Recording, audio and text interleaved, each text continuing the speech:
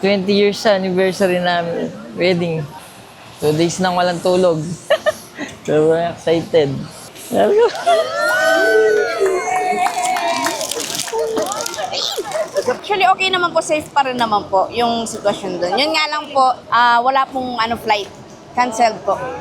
Okay po, maganda po yung nila. Within a 1 week po, naman po kami. Basta kompleto po yung documents na hinihingi nila. Saan pa kayo nagaling, sir, para hintayin si Mrs.? Porak po. Pampanga po. Pero hindi ako makatulog kahit anong biyahe. Okay, pagtutulungan na lang po namin yung business natin.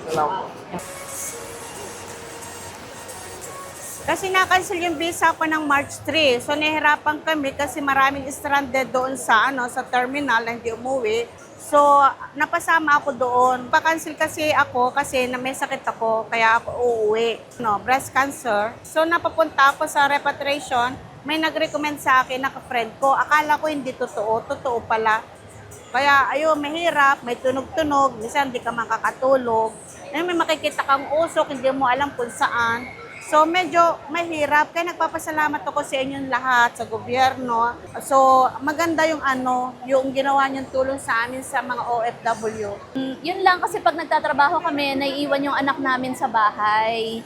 Tapos syempre, as you know, bata, natatakot. Since wala pong mga flight na available, we have decided po na mag-ask ng tulong sa government. And luckily naman po, we are blessed na natulungan naman po nila kami para mauwi po yung anak namin. So we really appreciate na meron pong ganito yung government. Hindi po kasi biro yung gastos, yung pagod ng mga tao. Of course, yung OWA, yung DMW. Maraming salamat po, President Bongbong. Saludo po kami sa lahat po ng ginagawa ninyo para sa mga overseas Filipino workers. Ang dami pong natulungan, most especially yung mga pamilya, yung may mga bata. Na sobrang appreciate po.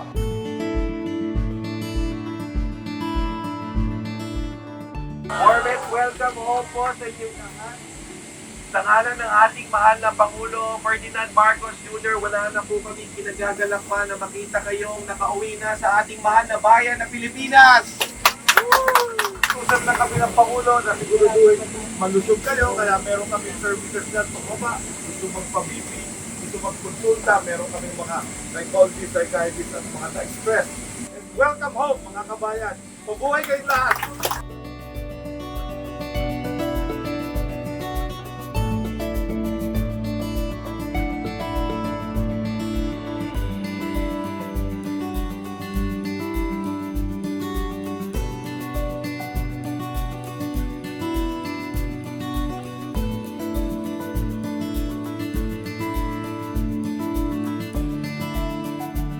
This is the 5th charter flight out of the Middle East since the crisis began last February 28. There are 349 Filipinos on board this flight, and there are 222 OFWs and 78 of their dependents. And there are around 49 stranded Filipinos also included in this flight. Ang lakas ng ulan ngayon sa UAE. So naging challenge yung heavy rain. There was a 4-hour delay because of the heavy rain.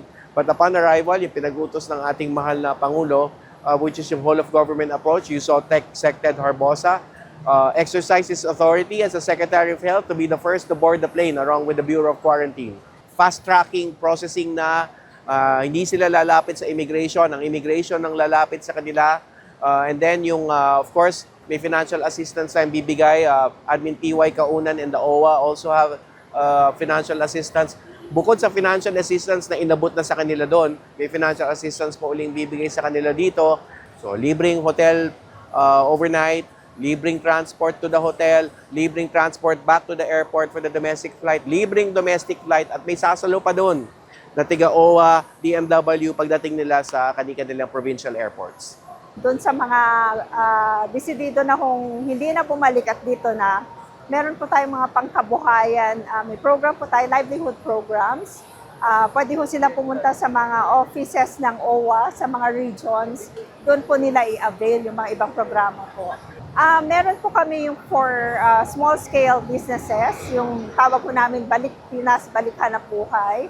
So mayroon hong grant na 20,000 pesos. Meron din po kaming programa na Tulong Puso naman po. Malaki ho yun.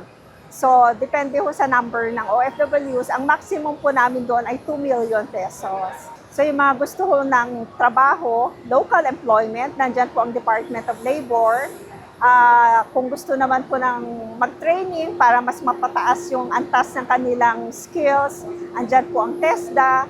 Ang DMW din po sa overseas employment, pag gusto pong bumalik ulit, madami pong kaming katuwang, whole of government approach po yan. Yung mga affected po ng nawalan po ng trabaho or yung gusto na pong umuwi dahil sa kaguluhan po doon, magpatala lamang po kayo sa mga migrant welfare offices po ng Department of Migrant Workers at ng OWA. At kung madami na po kayo, katulad po nito, magcha-chartered flight po tayo or kung meron pong available commercial flights, pwede din po natin i-avail po yun.